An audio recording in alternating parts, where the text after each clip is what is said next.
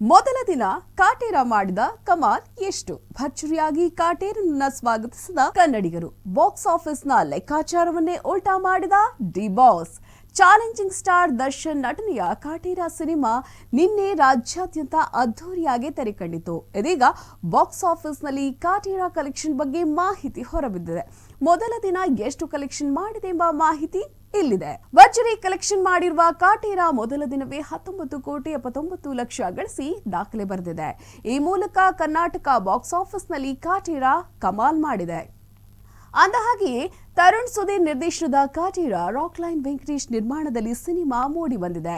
ನಟ ದರ್ಶನ್ ಜೊತೆಗೆ ನಾಯಕಿಯಾಗಿ ಆರಾಧನಾ ರಾಮ್ ನಟಿಸಿದ್ದಾರೆ. ಇದಲ್ಲದೆ ಹಿರಿಯ ನಟರಾದ ಕುಮಾರ್ ಗೋವಿಂದ್, ವಿಜಯಕಾಂತ್, ಜಗಪತಿ ಬಾಬು ಕಾಣಿಸಿಕೊಂಡಿದ್ದಾರೆ.